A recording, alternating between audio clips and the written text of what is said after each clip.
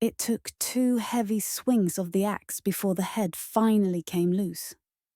The first strike should have been enough, back when my father was strong and swift. But the dull blade only bit halfway through the neck, smashing into the spine with a sickening crack.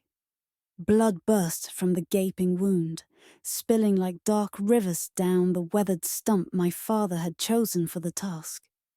I caught the haunted look in my brother's eyes as he watched the wood darken from brown to crimson, the red spreading like a stain. The axe hissed as it was pulled free, slick with gore. The second swing landed squarely on the same spot, splitting bone and muscle. Within seconds, the gruesome task was done. The head tumbled from the body, rolling over the rough bark.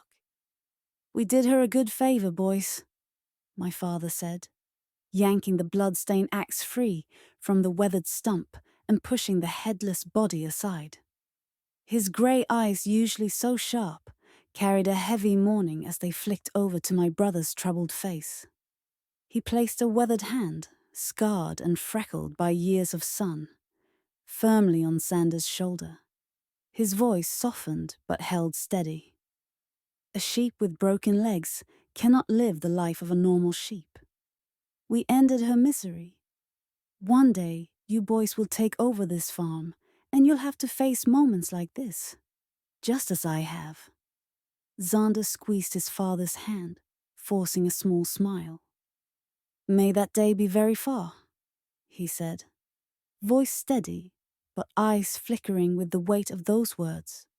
Father returned the grin, though it didn't quite reach his eyes. "Let's get this sheep ready for the trip back. We've eased her hardship, and in return, the gods have blessed us with food for tonight's table." Being the eldest of his 2 children and considering my father's age, I took it upon myself to prepare the now 2 parts of this newly deceased animal for the trip back home. I dragged the red-stained torso of the sheep onto our home, made stretcher constructed of sticks, logs and twine, and tossed the lifeless head onto the body while my brother and father headed on back to the house, which to my relief was. As they walked away, I stole a moment to gaze out over the town. The sun stretched a bright path of gold from its sinking orb to the shore, dancing across the gentle waves of the blue sea. The fading light always wrapped me in a quiet warmth, a small comfort amid the encroaching night. But the town behind that glow offered no such peace.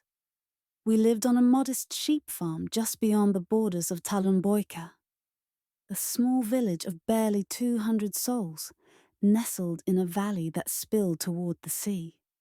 Towering green mountains crowned with snow-white peaks cradled the town, and the weather seemed forever balanced between gentle warmth and cool ocean breeze. Talonboika was one of the smaller settlements on the Kiabroth continent, and to me, one of the harshest. The townsfolk were simple and kind enough, if you overlooked the occasional drunken brawl or petty theft.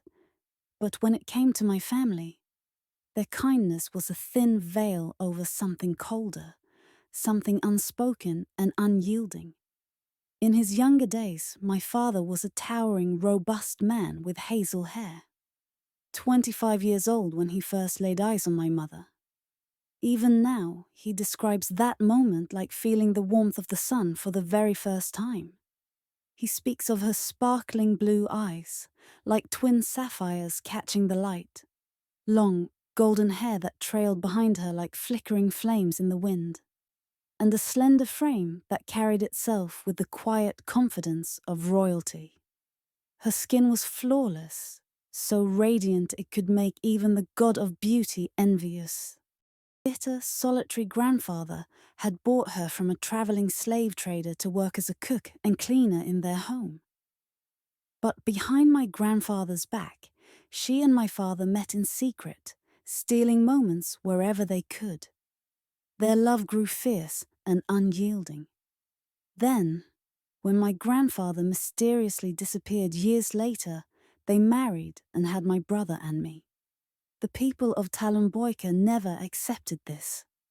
Though no proof linked my parents to my grandfather's disappearance, their marriage branded our family as outcasts. We were exiled to the outskirts of town.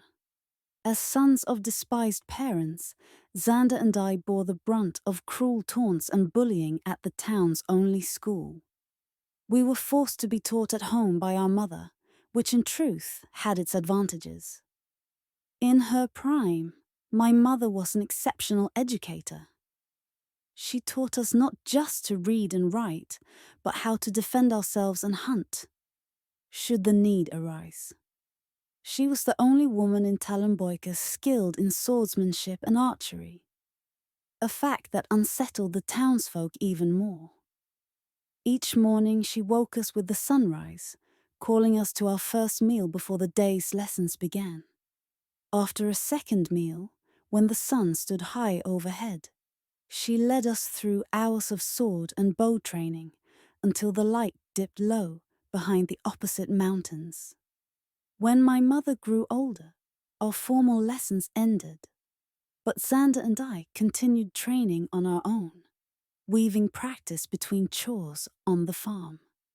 In those hours we dreamed boldly, facing down trolls from the withering woodlands to the north, or standing against corrupted elementals haunting the ruins of the aspects to the west.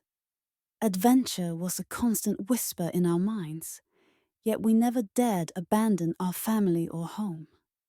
The setting sun, tracing its shimmering path across the blue ocean, always reminded me of those distant dreams, magnificent adventures waiting just beyond the horizon. A sudden slap cracked across my upper back, jolting me from my thoughts. I spun around, startled and a little irritated, to find my brother grinning mischievously. "This sheep isn't going to walk itself back to the house," he teased, a playful smirk tugging at his lips. "Mum says quit daydreaming and get moving so she can start dinner."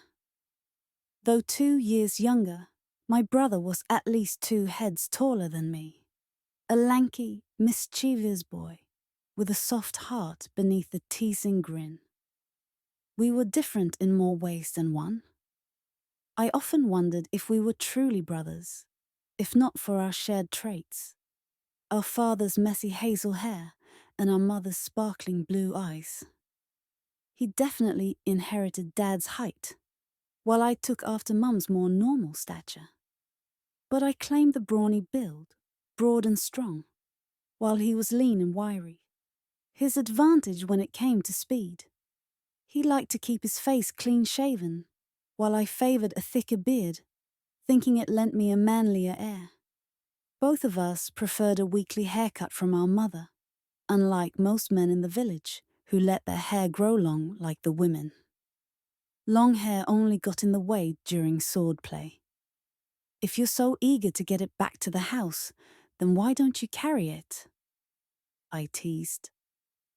Zander laughed, clapping a hand on my shoulder as we walked toward the stretcher cradling the lifeless sheep. "We both know you're the brawn and I'm the brains, Ivan." "I build the stretcher, you haul it." I grunted, grabbing the front end and dragging the carcass across the field where we had found it struggling before its final rest.